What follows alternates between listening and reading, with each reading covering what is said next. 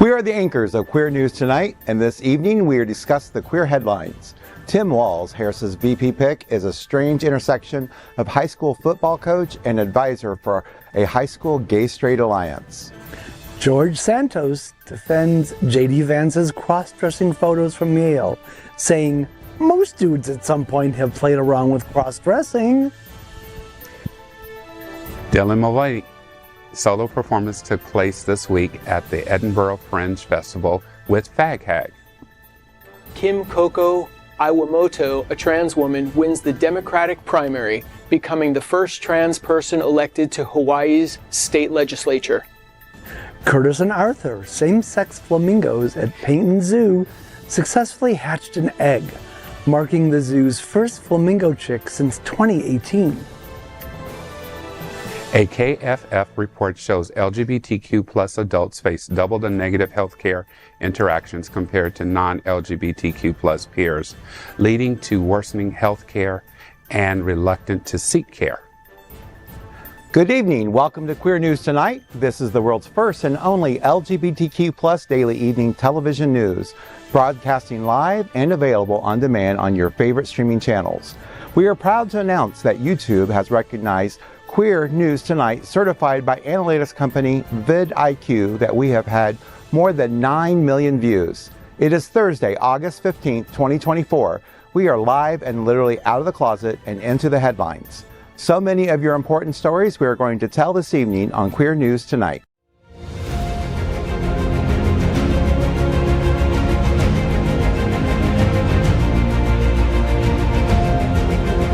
This is the world's first live daily LGBTQ evening news show, literally out of the closet and into the headlines on Queer News Tonight. This is the world's first and only unedited live LGBTQ plus evening news show. Whatever happens, unique in queer news, you'll see it and hear it here. Hotspots Magazine, Happening Out Television Network, is a nonprofit 501c3 media company in the same model of PBS and NPR, but designed for the queer community. Our mission is to support the 11 pillars of our LGBTQ plus community. We want to inform and educate the key issues of lesbian, trans, Latino, Black, healthcare, seniors, students, faith, social justice, business, and queer culture. Help us support our community. We are part of one of the largest LGBTQ plus nonprofit media companies in America, Hotspots Magazine and Happening Out Television Network. In 2024, our magazine is celebrating 40 years of the LGBTQ plus experience, and our television news, talk, and entertainment shows support our mission to educate the queer and broader community. Let's meet tonight's anchors at Queer News Tonight. Let's welcome Michael Greene. He serves as the chairman of the Broward County Ending the HIV Epidemic Advisory Board. He is on the board of directors for the AIDS Institute. He is a community linkage and liaison coordinator for Holy Cross Health. His passions include advocacy on the local and statewide levels. Welcome, Michael. It's good to have you back. Thank you, Vaughn. It's good. Been so long since we've seen each other. Yes. And to see Gregg and to see Christopher, I'm really happy to be here and looking forward to tonight's show. All right, next let's welcome Christopher Gustafson of Gustafson Communications. Christopher is a leading publicity and PR brand manager for many well-known LGBTQ plus brands, including West Hollywood's Candy's King television programs and Wilton Manor's Mary It's Mary Productions. Welcome, Christopher. It's good to have you back. Thank you. I'm excited to be here. Awesome. Let's welcome Gregg Shapiro, an inductee into the Chicago LGBT Hall of Fame. Gregg is an author of 2 short story collections and 7 books of poetry. He's an entertainment journalist whose celebrity interviews and reviews run in a variety of print and online publications. Welcome, Gregg. I'm happy to be here, and I'd like to take a moment to wish my mother a very happy birthday. So I'm going to say, happy birthday, Mommy dearest. And of course, this is tonight's lead anchor, Vaughn Biggs, Broward County HIV Health Services Planning Council's vice chair and disruptive advocate. challenging outdated perceptions and fighting for HIV/AIDS rights. As Holy Cross Health's community outreach coordinator, Vaughn smashes stigma through innovative campaigns and social media. Vaughn, the United States Conference on HIV/AIDS begins from September 12th through the 15th in New Orleans. You have been selected as one of the 50-plus cohorts from NMAC representing South Florida for people living with HIV/AIDS. Tell me about it. Right. This is an awesome experience. I was selected as one of the 50 people of the 50-plus cohort. So that's for individuals over 50 living with HIV. And they basically, it's a group of people. They have about 240, I think to 280 50 cohorts now currently in the system, because every year they select 50 new people. We are focused on the South this year, so it's representing 15 states of the Southern United States. The nice thing is it's 58% LGBTQ+, 42% heterosexual, 57% men and 42% women, but within that are transgender and non-conforming, and two-spirit, and those make up 15% of the cohort. So it's a great opportunity to learn, empower, and bring information back to our communities, what everybody else is doing to help support and end this HIV epidemic. So I'm looking forward to it. And New Orleans is an amazing place. I've never been, so I'm looking forward to that It'll be as hot, well. but fun. Yes. Yeah. So get ready. All right. We are the reporters for Queer News Tonight. And this evening we begin with the queer headlines. The LGBTQ+ community in South Florida and across America is diverse. Our community across the world is vast, and here are the bullet points for Queer News for Thursday, August 15th, 2024. First this evening, let's queer up politics. Former students recalled Tim Walz's support through GSA and his impactful guidance.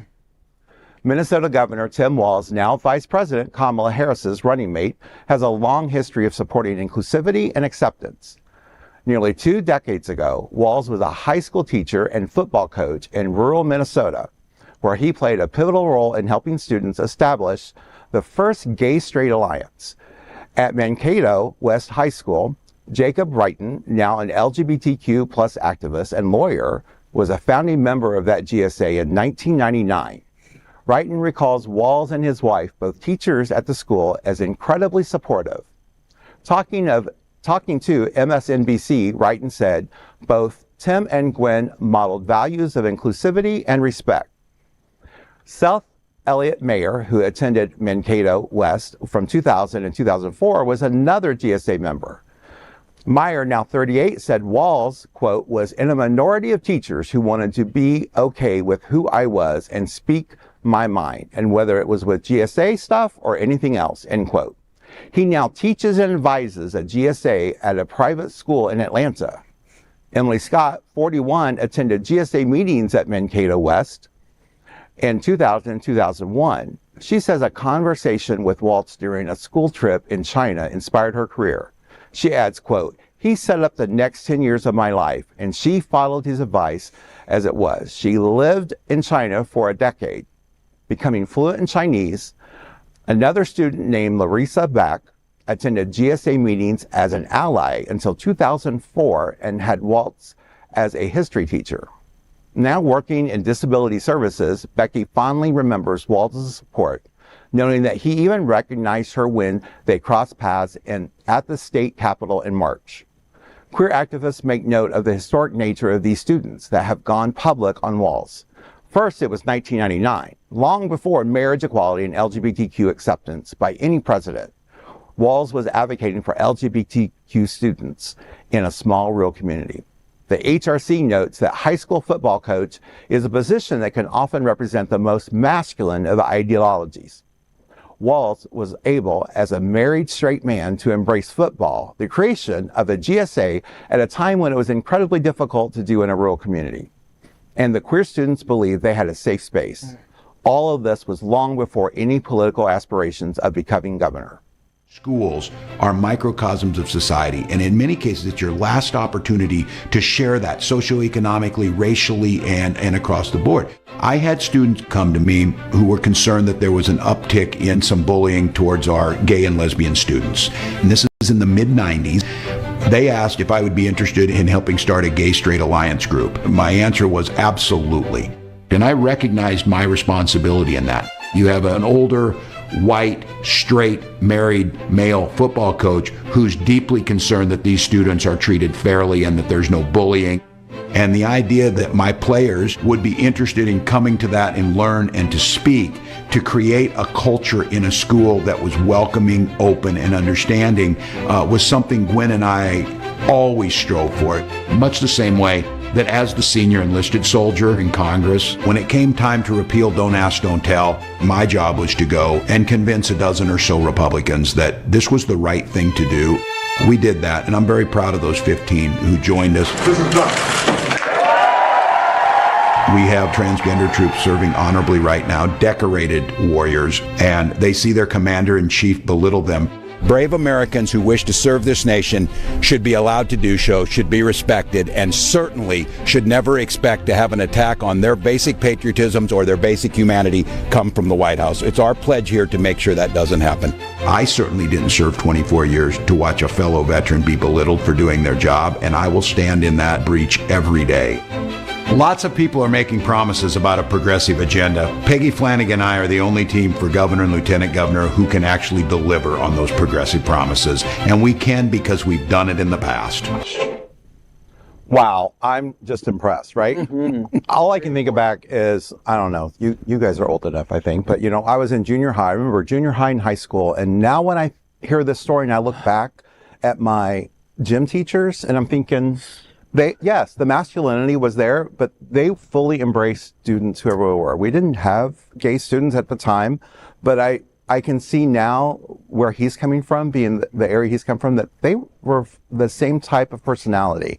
And I'm like, wow, that's just a great thing to think about. Yeah, I love that he, went from obviously parallel path of being the football coach and then deciding to do this for the gay students or the LGBTQ students. Is just such a remarkable thing that, it doesn't seem that long ago, but it is. Yeah. And even more importantly, when I was reading this story and I think back to my own high school experience and growing up and going to private school, and high school was my first time in a public school forum. And there was one teacher, Sarah Pence, I don't even know if she's alive or not, but just her openness.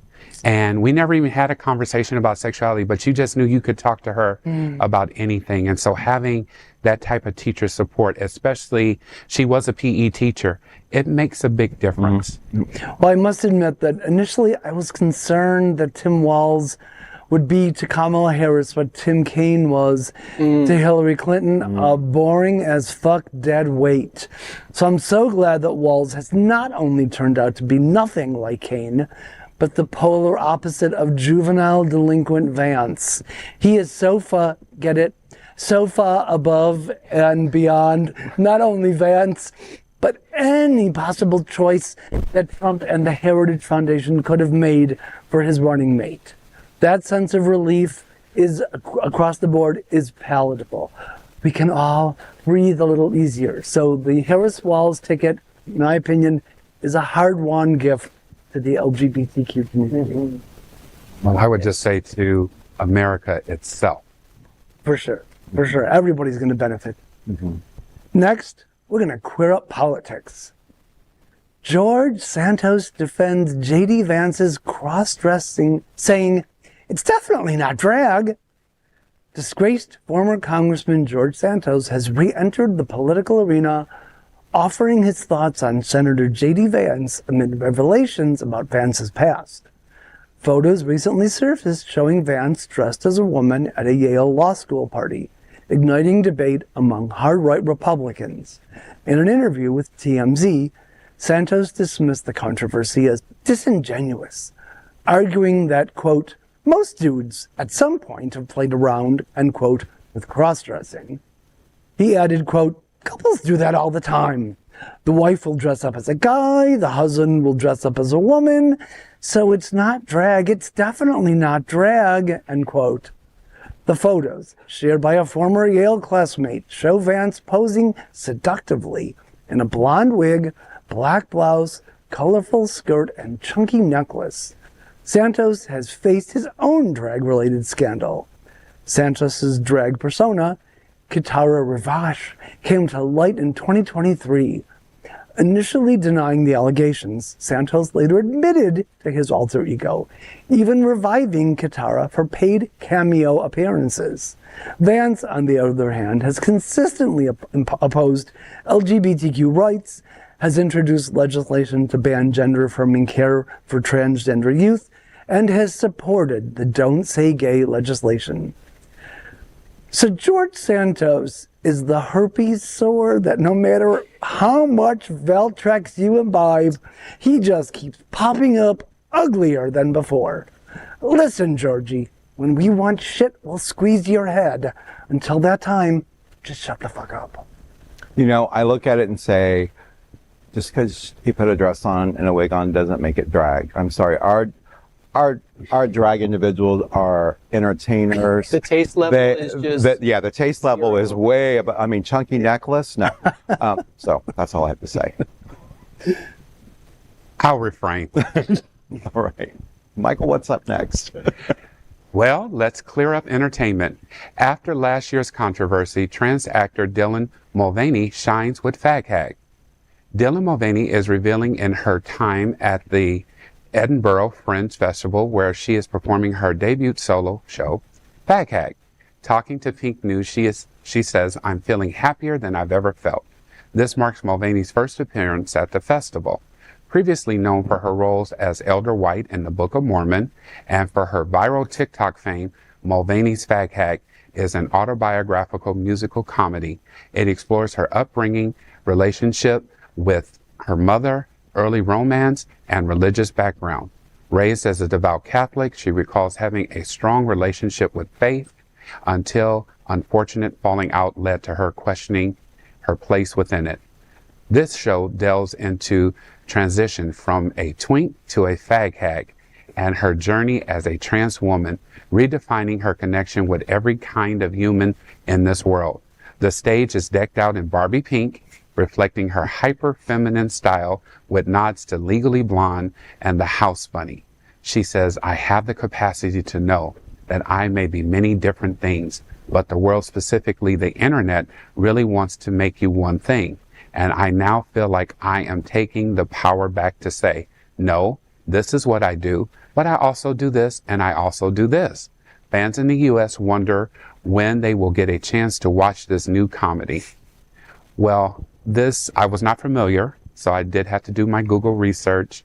And the thing that really moves me in this story is when she talks about her faith, because so many people in the LGBTQ plus community feel like once they identify as LGBTQ plus, they no longer have a place for faith.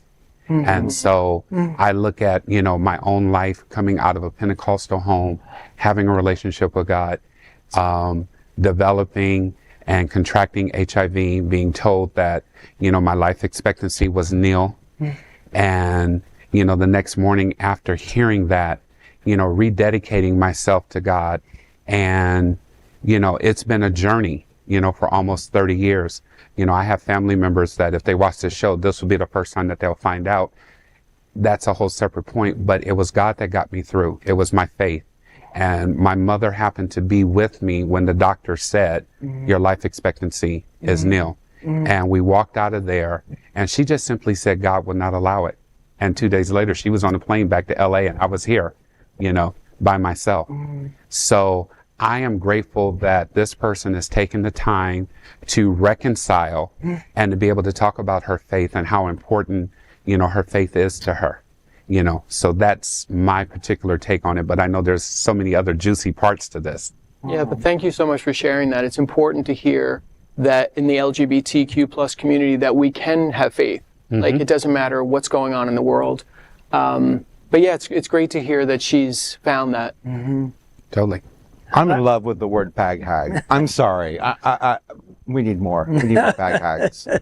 Every gay man should have a FAGHAG. Or fruit fly. They used to call them fruit flies. Oh, okay. Yeah, well, back in the Stone Age. But I think she looks great as a blonde, and I'm really happy to hear that Dallen Mulvaney made lemonade from the lemons she was dealt following that Bud Light debacle. Even better, that lemonade tastes nothing like that shitty beer. So, good job, Dallen. Next up, let's queer up trans rights. Coco Iwamoto defeats Incumbent to become first trans legislator in Hawaii. In Hawaii, Coco Iwamoto has made history by defeating long-serving incumbent Scott Psyche in the Democratic primary for her district.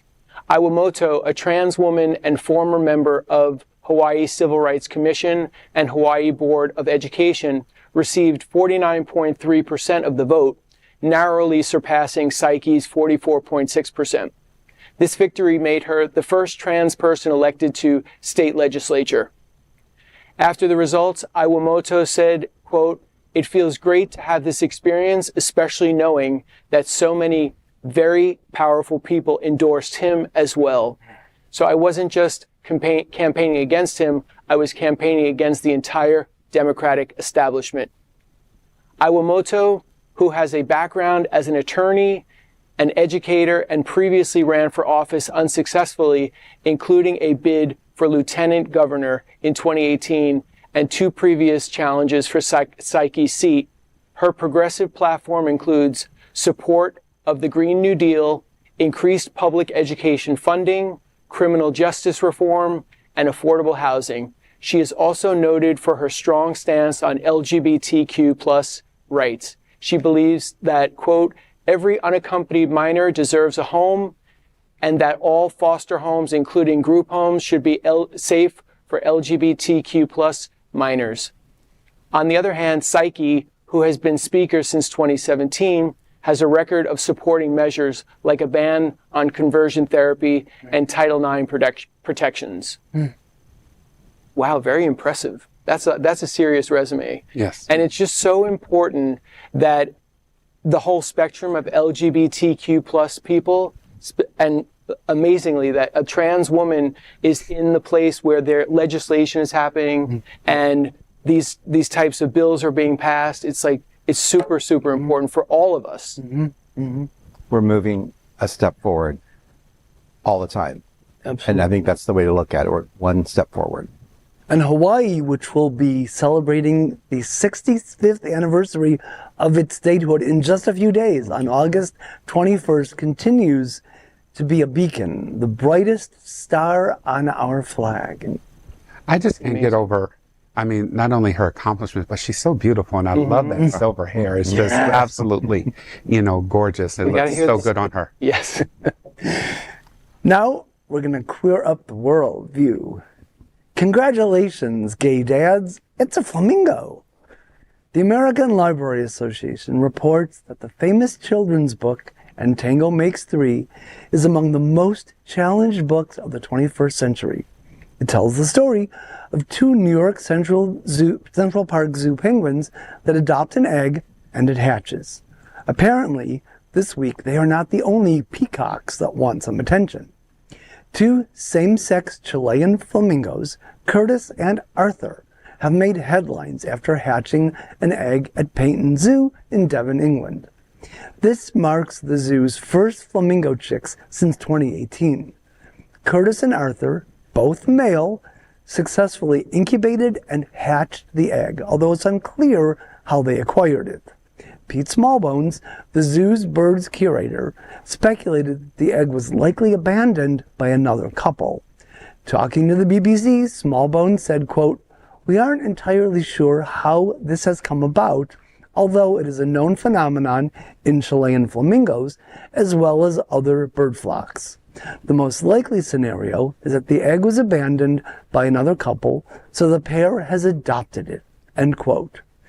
The zoo's breeding program, Love Lagoon, which updates the public via social media, inspired by dating TV show Love Island, aims to help combat the decline of flamingos in the wild due to egg harvesting, tourism, and habitat destruction. Smallbones expressed optimism that the team is hoping to see more eggs hatch in the coming weeks. What a fabulous and heartwarming story, even for me, who doesn't have a heart. So it's really great. And as Floridians, I know we do have a special fondness for flamingos. And in July of this year, there was more news that more than 100 have been spotted in the wild again. So welcome back, flamingos. And then also I brought this because this is a very special edition of Entangle Makes 3. In just a few days, it's going to be reissued by Simon & Schuster, and it now includes a new afterword from award-winning author Elliot Schreffer, along with a special note from the book's authors specifically for educators. So this new edition is a little more expanded, and it's wonderful. So if you haven't read it, I strongly recommend it. It's such a great story. Now when I go, as humans, we should try to learn those same lessons, right? I'll leave it there. All right, let's queer up LGBTQ plus health. Nearly 1/3 of all LGBTQ plus report being treated unfairly by healthcare providers. A new Kaiser Family Foundation report reveals that LGBTQ plus adults are twice as likely to experience negative healthcare interactions as compared to their non-LGBTQ plus counterparts. The report found that 1/3 of all LGBTQ plus adults experienced unfair or disrespectful treatment or had at least one negative interaction with a healthcare provider, compared to 15% of non-LGBTQ plus adults.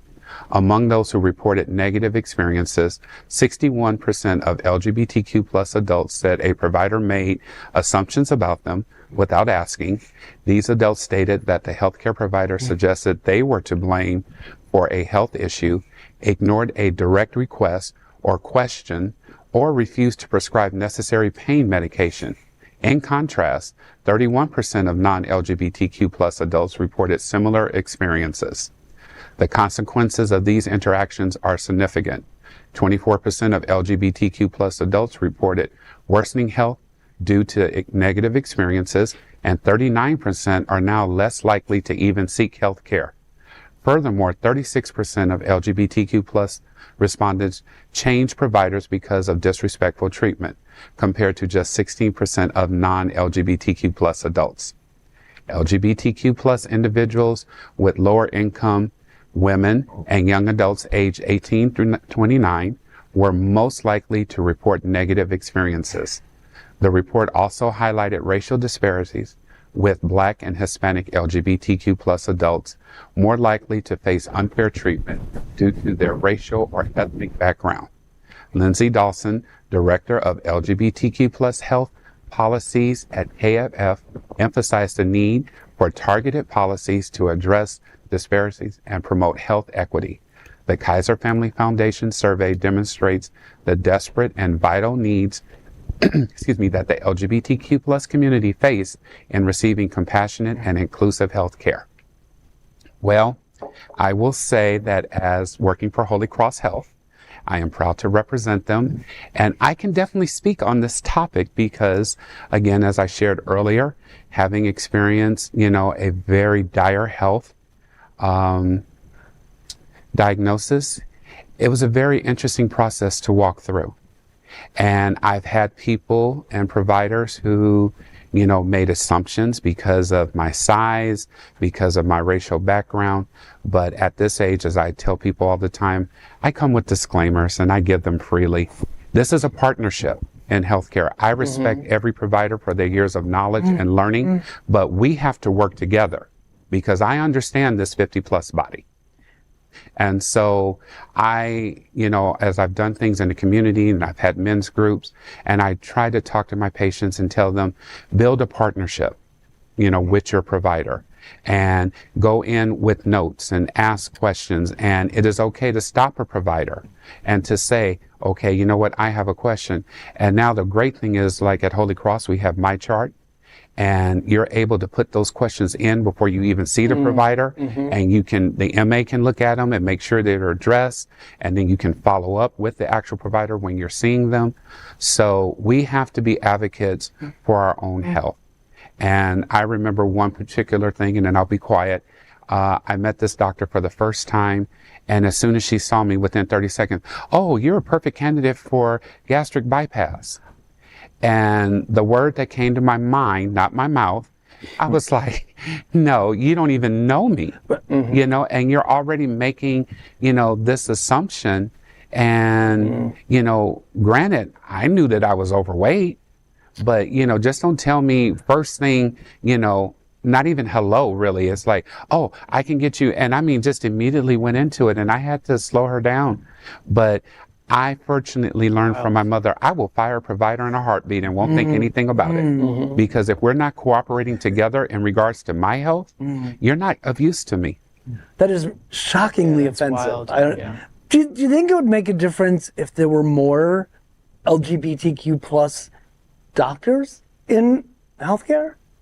Do you think that would, I mean, it sounds like these are mostly non-queer doctors. Do you think it'd make a difference? I've had an experience where I would say maybe 50% of my providers wound up being LGBTQ plus. And in some ways, yes, it does make a difference. I think definitely when it comes to sexual health, being able to be free to talk about your provider, you know, we are fortunate, as I know, I'm not trying to plug anybody, but there's a few people within our Wilton Manors office that each of those providers, there's 3 of them, will give you competent health care.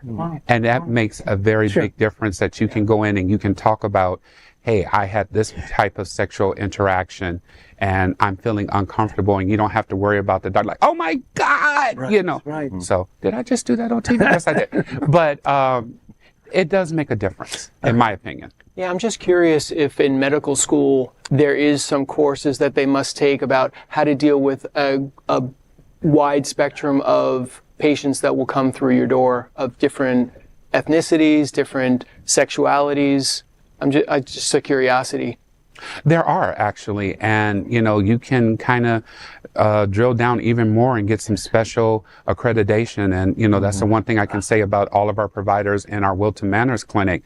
You know, they're on their little slicks, they have Safe Zone, so they've done some additional training, you know, to actually be able to communicate and properly care for members of the LGBTQ plus community. Important, like so important, especially with our trans friends and family. Like, I'm sure the doctors are just like, I don't even know what to do here. So I think it's just super important to have. You know, KFF has, they were appointed by the they did their HEI, and they are a leader. So they got an extremely high score. So when it comes to, you know, health equity index, they are one of the leaders, you know, in the country, which is amazing to see. So it shows that they've done their research, and obviously their policies and their procedures are in place, which is critical. I think it's also important when we have medical clinics and medical providers, and when they're hiring staff, these clinics know whether they have a large LGBTQ population or not, and they need to be letting those nurses and MAs and people that are coming in like, how are you working with an LGBTQ community? Because if they're not familiar with that, it could be a learning curve, and that's how we start keeping that from happening, I think. Yeah, and thank you, Michael, for sharing that, so anyone that's looking at this can know that there's great resources right here in Wilton Manors and across the country. Totally. And the one thing that I'll just end with too is that regardless of our skin color, regardless of our shape or our size, when you peel all of that back, we're still human. Yep. We all still bleed. We all, you know, have the same vital organs. And so if we could learn to see one another as human and stop looking at what this outer shell is, or how this outer shell express their sexual love and desire, and just keep in mind that we are human beings that deserve fair and equitable treatment. And respect. And respect, Absolutely. yes. And there's so much more than just a physician too. You know, when you talk about your medical providers Yeah, in the the partnership, community, like it you is. said earlier. It's like you have to be able to have this ongoing contact with your provider, just so they know what you're doing and what your progress is and what your goals are. Exactly. All right. Next, join the National Parks and Nevada Casinos Tour. Explore the American West with Hotspots Happening Out Travel Club's National Parks and Nevada Casinos Tour. This 10-day adventure combines the best of Nevada's casino resorts, breathtaking national parks, and vibrant city of San Francisco, all while supporting a nonprofit mission with a guided tour includes Las Vegas, Death Valley, Reno, Lake Tahoe, Yosemite National Park, and San Francisco. You can extend with the trip down the famous Pacific Coast Highway, including Monterey, Carmel. Is that Carmel? It is Carmel. Big Sur, Hearst Castle, Santa Barbara, and Los Angeles. You can choose either April 13th April 13th or November 9th, 2025. The best news is the 10-day journey is just $999 and features a $99 interest-free monthly payment plan. Secure your spot today for this unforgettable journey. Complete details are at happeningout.travel.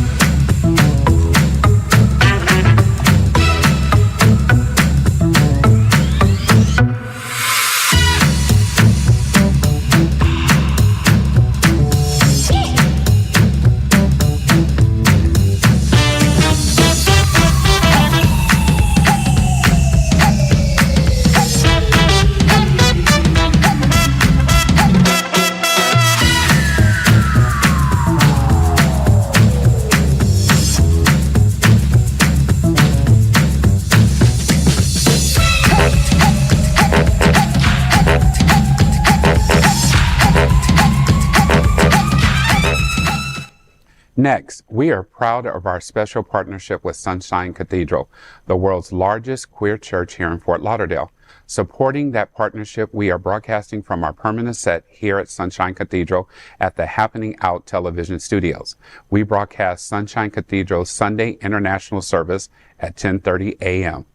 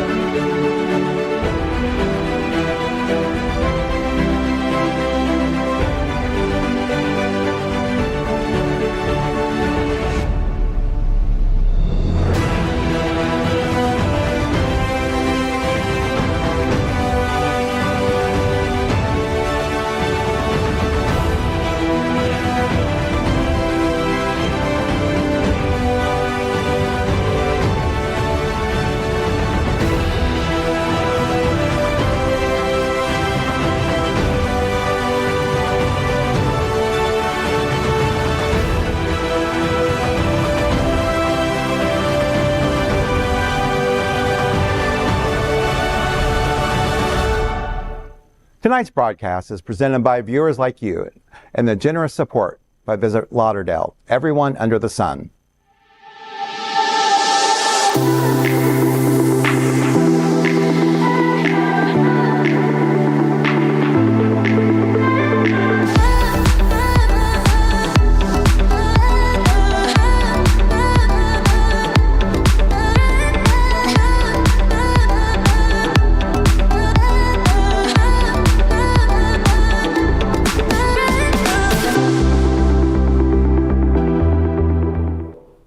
That is today's news for the LGBTQ plus community on the world's first and only daily LGBTQ plus evening news show.